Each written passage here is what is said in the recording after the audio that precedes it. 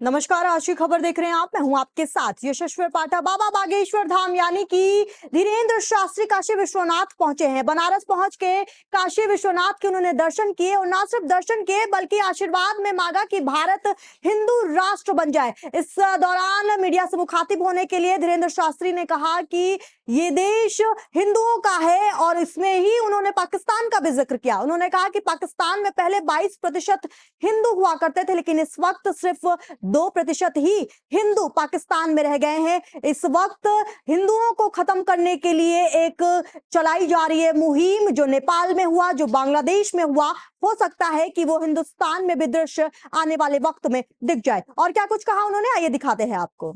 हम काशी विश्वनाथ जी में आज जल चढ़ाया, अभिषेक किया और हमने प्रार्थना की भारत हिंदू राष्ट्र घोषित हो।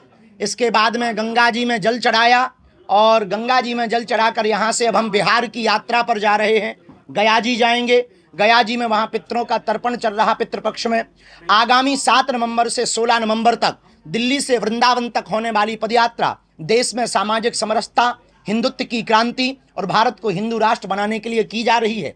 इसी के लिए हम काशी में सतुआ बाबा आश्रम में हमारे पूज्य जगत गुरु जी, जो अभी महाकुंभ में जगत गुरु पद पर आसीन हुए, परम पूज्य जगत गुरु रामानंदाचार्य पूज्य गुरुदेव श्री तुलसी पीठाधीश्वर भगवान की सानिध्यता में, और आज हम सतुआ बाबा आश्रम में बैठ करके माँ गंगा से और भगवान काशी विश्वनाथ से प्रार्थना कर रहे हैं और संपूर्ण काशी के निवासियों से प्रार्थना कर रहे हैं, भैया इस पदयात्रा को हमारो निमंत्रण स्वीकार करो, आपको आवो बहुत जरूरी है। 24 घंटे में 1 घंटा तुम्हारा, हिंदू राष्ट्र हमारा। देखिए, देश को बचाने के लिए सामाजिक समरसता बहुत जरूरी है। भारत को हिंदू राष्ट्र बनाना बहुत ज़्यादा जरूरी है। यदि आप नेपाल जैसी स्थिति भारत में नहीं देखना चाहते, यदि आप बांग्लादेश जैसी स्थिति भारत के राज्यों में नहीं देखना चाहते, तो भारत को हिंदू राष्ट्र बनाना, वैचारिक क्रांति को फैलाना बहुत जरूरी है। विश्व में शांति की स्थापना के लिए सनातन ही एकमात्र सहारा है जिससे विश्व में शांति स्थापित की जा सकती है, और नेपाल को पुनः हिंदू राष्ट्र राज सत्ता के साथ घोषित होना चाहिए। यही हम भगवान से प्रार्थना कर रहे हैं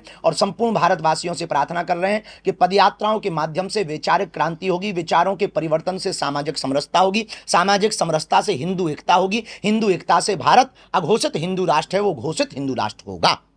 देखिए, जिस राष्ट्र का राजा सनातनी होता है वहां की प्रजा भी सनातनी हो जाती है, और ये हमारे लिए सौभाग्य की बात है कि हमारे देश के यशस्वी माननीय प्रधानमंत्री जी ने जिस प्रकार से सनातनीय परंपरा को पकड़ के चले, जिस प्रकार से अपनी परंपरा का निर्वहन किया, चाहे वो काशी कॉरिडोर के माध्यम से हो, या महाकाल लोकन्यास के माध्यम से हो, या फिर ब्रज में बनने वाले श्री ठाकुर जी की भव्य व्यवस्था हो, या रामलला भगवान का विराजमान हो, अथवा फिर केदारेश्वर महादेव में, केदारनाथ महादेव में वहाँ पर विराजमान भगवान जगत गुरु रामानंदाचार्य भगवान का वह विग्रह हो।